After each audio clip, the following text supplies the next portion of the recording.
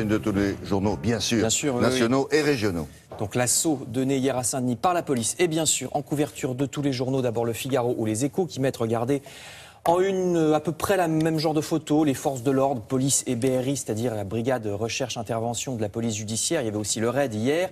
Libération où le journal 20 minutes rappelle que le commando neutralisé hier était prêt à tuer. Une quatrième équipe pouvait passer à l'acte et c'est ce que l'État pense avoir évité en intervenant à Saint-Denis. Également en couverture Le Parisien aujourd'hui en France où l'Humanité prennent eux le point de vue plutôt des habitants de Saint-Denis. L'Humanité, vous voyez, montre la foule des gens qui étaient bloqués dans la rue à cause de l'opération. Le Parisien évoque les tirs incessants toute la matinée. Le Parisien explique d'ailleurs en détail tout ce qui s'est passé depuis 4h16 du matin quand le raid défonce la porte blindée de l'appartement. Vous voyez, c'est un schéma jusqu'à l'interpellation de 2 terroristes vivants vers 11h30. Ce schéma vous aidera à tout comprendre.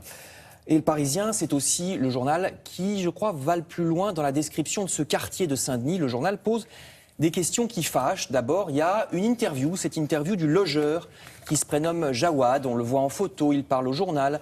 Il explique que c'est donc chez lui que les individus étaient retranchés. J'étais pas au courant, dit-il, que c'était des terroristes, mais ce qui est fou, c'est qu'il reconnaît qu'il ne s'était pas posé tellement de questions. On m'a demandé de les héberger quelques jours, j'ai voulu rendre service. C'est un ami à moi qui me les a présentés comme ses amis, etc. Même si ce Jawad est bien connu par ailleurs des services de police, comme on dit, pour d'autres affaires, rien ne prouve effectivement pour l'instant qu'il avait conscience d'héberger des terroristes. Mais Le Parisien montre combien ça a l'air simple pour des islamistes de se cacher. C'est si simple. Le journal écrit carrément ici, c'est la meilleure planque pour un djihadiste. Un habitant raconte les nationalités qui se côtoient sans forcément s'interpénétrer dans le quartier, le trafic de drogue aussi. Et Le Figaro confirme cette rue du Corbillon à Saint-Denis. Ce sont des squats et un trafic de drogue à ciel ouvert, des adolescents déscolarisés qui font le guet au coin des rues pour prévenir les voyous. Si la police arrive, ça fait des années que ça dure, c'est l'inertie, écrit le journal.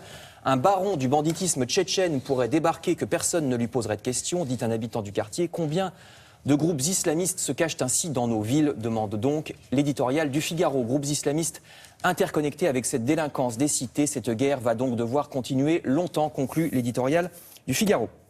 D'autant plus, écrit La Croix, d'autant plus que ça fait désormais plus de 20 ans que ça dure. On en est à la 3e génération de djihadistes français, rappelle le journal, parce qu'il y avait d'abord eu les attentats des années 94-95 avec Jamel Begal ou Khaled Kelkal, puis il y a eu les années 2000 où déjà un certain Chérif Kouachi, celui des futurs attentats de Charlie Hebdo, déjà dans les années 2000, il commence à se radicaliser et rencontre Amédi Koulibaly, tandis que dans le même temps, Mohamed Merah, dans ces années 2000 aussi, le futur tueur de Toulouse, effectue déjà des séjours au Pakistan, etc., etc. Dossier édifiant sur ces 20 dernières années, au moins dans le journal La Croix. Enfin, je termine avec cette info qui montre aussi que l'État prend la mesure de la menace sous toutes ses formes. Sachez, nous dit Le Figaro, que des mesures sont prises contre la menace chimique en ce moment.